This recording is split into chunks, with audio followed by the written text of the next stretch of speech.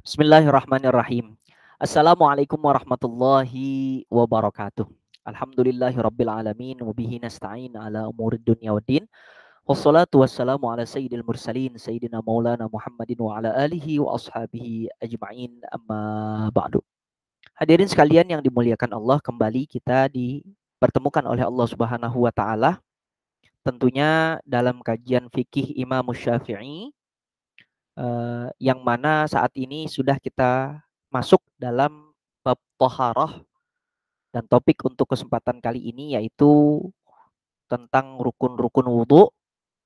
Pembahasan kita tentu berasal dari matan Al-Ghayah wa Taqrib yang juga dikenal dengan matan Abu Syuja, yang berisikan ringkasan-ringkasan dari pembahasan-pembahasan fikih dengan madhab Al-Imam Syafi'i. Sebelum kita mulai, ayo mari kita memohon kepada Allah Subhanahu wa taala, mendoakan kepada berdoa kepada Allah Subhanahu wa taala, dan tentunya kita hadiahkan terkhususnya untuk sahib lihadal kitab dan umumnya untuk kita semua, agar Allah Subhanahu wa taala berikan ilmu yang manfaat kepada kita, agar bisa kita gunakan, agar bisa kita kerjakan ilmu-ilmu kita aplikasikan tentunya untuk atau dalam rangka beribadah kepada Allah. Ala hadhihi niyah wa ala kulli niyatin salihah wa ila hadratin nabi al-fatihah. A'udzu billahi minasyaitonir rajim. Bismillahirrahmanirrahim. Alhamdulillahi rabbil alamin arrahmanir rahim maliki yaumiddin. Iyyaka na'budu wa iyyaka nasta'in ihdinas siratal mustaqim. Shiratal ladzina an'amta 'alaihim ghairil maghdubi 'alaihim waladdallin. Amin. Hadirin sekalian, mari bersama kita baca matan dari Abu Syuja ini. Qala al-muallifu rahimahullahu ta'ala anhu wardah. Nafa'anallahu bi'ulumihi fid dharaini amin. Faslun. Wa furudul wudu'i sittatu asya. Subbab taharah kali ini yaitu tentang rukun-rukun wudu. Adapun rukun atau fardu wudu itu ada 6, yakni yang pertama an-niyatu 'inda ghaslil wajhi. Niat ketika hendak membasuh muka. Selanjutnya wa ghaslul wajhi wa ghaslul yadaini. Maksudnya seperti itu, ada pengulangan di sana. Ya. Wa ghaslul wajhi, nah, itu yang kedua. Dan membasuh muka, wa ghaslul yadaini ilal mirfaqaini, dan membasuh kedua tangan sampai siku, wa mas ba'dur ra's, mengusap sebagian kepala, wa mashu ba'dur ra'si, wa ghaslur rijlaini ilal ka'baini, dan membasuh kedua kaki sampai mata kakinya. Wat tartib ala ma dzakarna, dan yang terakhir adalah tertib. Hadirin sekalian, yuk kita bahas satu persatu tentang tentang fardu ataupun rukun wudu ini. Yang pertama, bahwasanya dalam berwudu maka kita disyariatkan oleh Allah Subhanahu wa taala sebelum sholat. Sebelum sholat kita diminta untuk berwudu. Apa dasarnya, apa dalilnya? Kita bisa temukan di sini, wal aslu fi masyru'iyatil wudu, ya. Qauluhu ta'ala ya ayyuhalladzina amanu idza qumtum ilas sholati faghsilu wujuhakum wa aydiyakum ilal marafiq wamsahu biru'usikum wa arjulakum ilal ka'bain. Surat Al-Maidah ayat 6. Dasar dari perintah kita berwudu, ya, dan penjelasan tentang rukun-rukun wudu ini ada dalam surah Al-Maidah ini. Dikatakan Allah berfirman, wahai orang-orang yang beriman, apabila kalian hendak untuk menunaikan sholat, ya, maka basuhlah muka kalian dan tangan kalian sampai dengan siku, usaplah kepala kalian, dan basuhlah kaki kalian sampai dengan kedua mata kaki. Ya, ini adalah surat Al-Maidah ayat 6. Al-marafiq itu adalah jamak, ya. Siku, ya, kedua siku nih, siku manusia. Apa ini maksud dengan siku? Yaitu pertemuan antara as-sa'id ma'al abad, ya. Pertemuan antara lengan dan otot. Adapun yang disebut dengan ka'bain, yaitu ka'ab itu mata kaki. Yaitu mata kaki adalah dua tulang yang menonjol di kedua sisi kaki kita.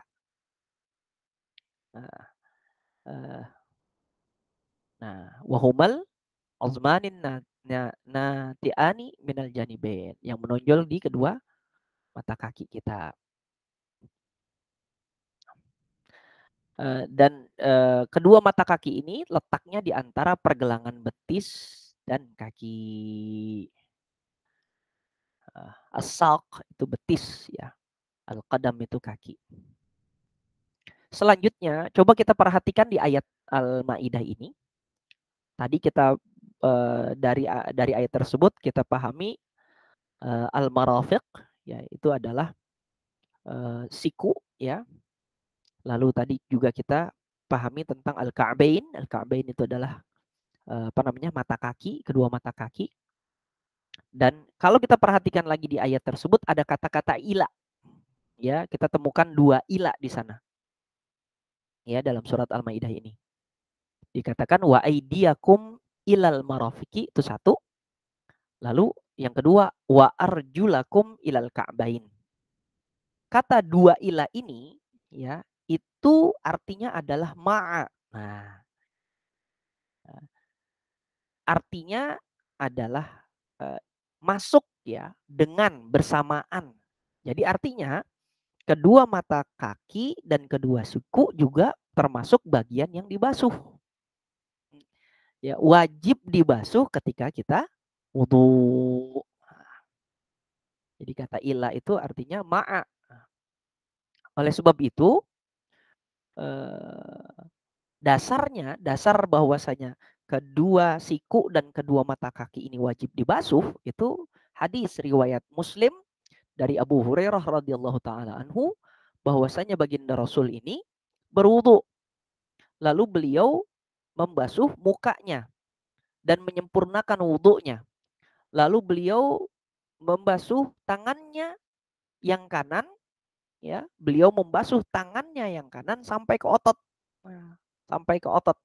Hatta asyra'a fil adud, ya.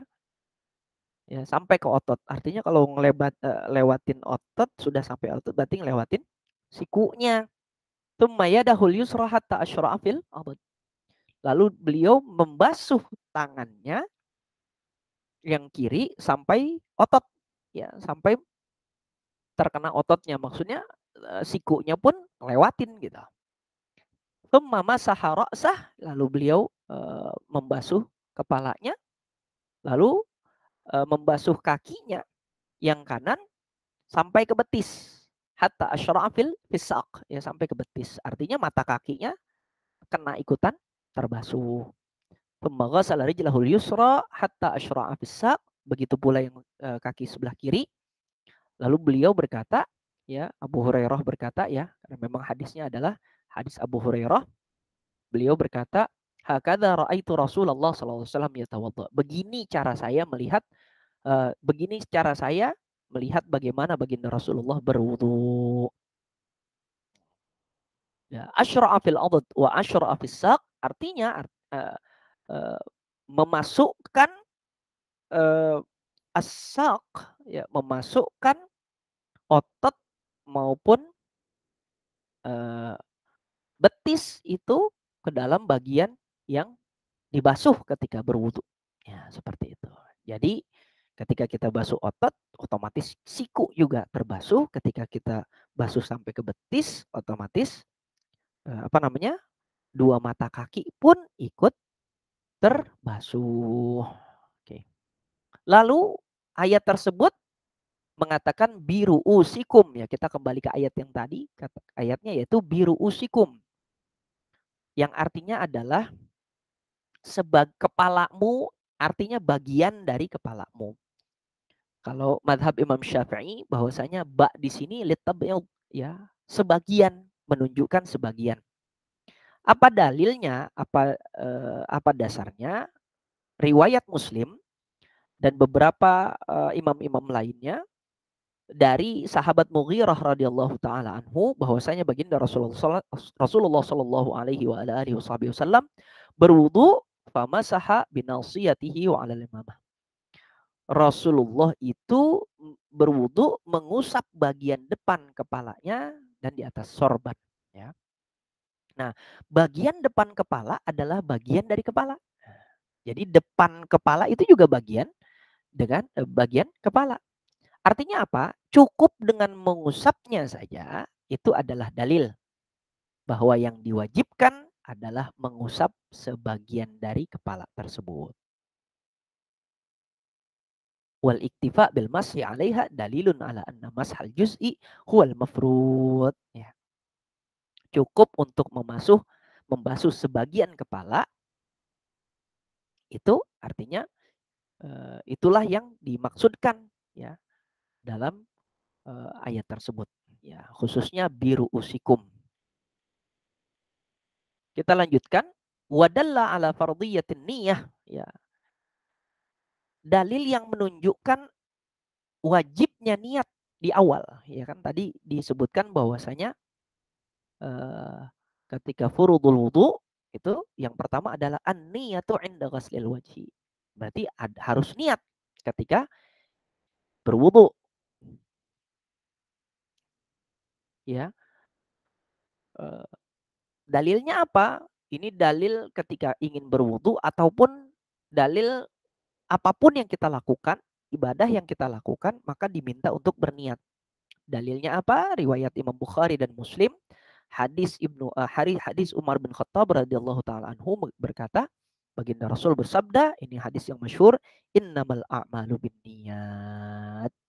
Kalau segala sesuatu, amalan itu sesuai dengan niatnya. Artinya apa? Amalan tidak akan dianggap secara syariat kecuali kalau kita berniat khusus untuk amalan tersebut.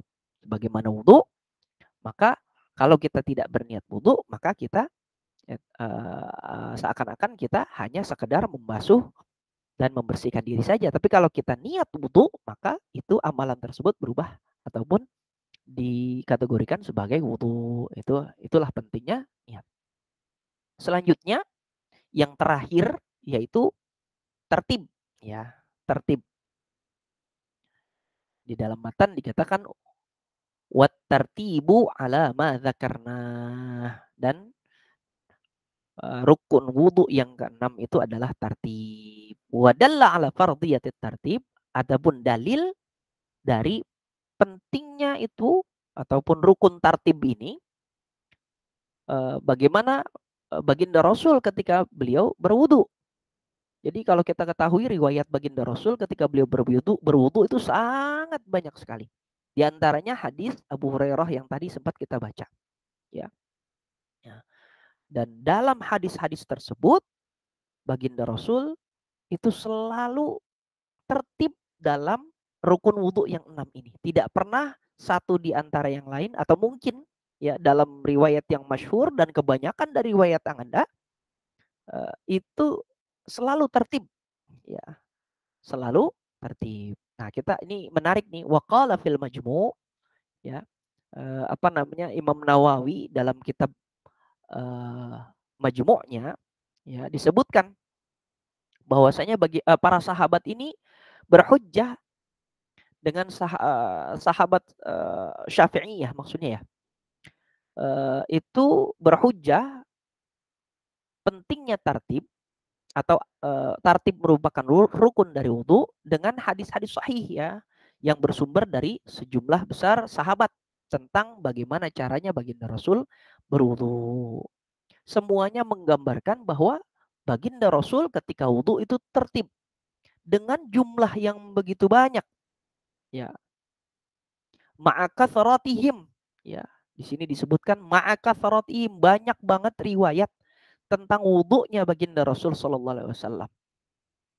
Lalu tempat mereka menyaksikan beliau wudhu itu, para sahabat masing-masing wudhu itu melihat baginda Rasul tuh di tempat yang berbeda-beda, ya. Itu tetap beliau melakukannya atau riwayatnya menyebutkan beliau melakukannya secara tertib. Ya, seperti itu. Kalau seandainya ya terlebih atau terlepas dari misalkan berapa kali itu diusap, nah atau berapa kali itu dibasuh, nah itu memang ada beberapa riwayat yang berbeda-beda. Ada yang mengatakan marrah wa marratain wa thalath wa ghairi dzalik. Ada yang mengatakan sekali, dua kali, tiga kali, itu riwayat berbeda-beda. Tapi mengenai ketertiban ataupun urutannya itu secara tertib, baik yang dari pertama sampai yang terakhir itu riwayat ya, dari sekian banyak riwayat itu tidak ada yang berbeda, ya seperti itu. Ya. Dan perbuatan baginda Rasul, untuk baginda Rasul ini adalah contoh atau penjelasan bagaimana sebenarnya wudhu yang diharuskan atau diminta oleh Allah Subhanahu wa taala. Kita tahu dari wudhunya baginda Rasul, cara baginda Rasul. Kalau seandainya Nabi melakukan wudhu dengan tanpa tertib, lau jaza tarkat tertib, latarakahu fi ba'dil ahwal. Tentu baginda Rasul akan apa? Akan meninggalkan tertib itu, ya, akan tidak tertib di beberapa tempat. Namun itu tidak terjadi. Bahkan di hadis-hadis kita sebutkan itu semuanya pasti tertib. Hadirin sekalian, ini adalah akhir dari sesi kita hari ini. Mudah-mudahan bermanfaat bagi kita. Sampai ketemu di sesi kita selanjutnya dalam pembahasan kitab Matan Ghayah wa Taqrib. Saya akhiri dulu rukun-rukun wudhu, pembahasan tentang rukun wudhu ini, dan sampai jumpa di sesi selanjutnya. Saya mohon maaf apabila ada kekurangan. Assalamualaikum warahmatullahi wabarakatuh.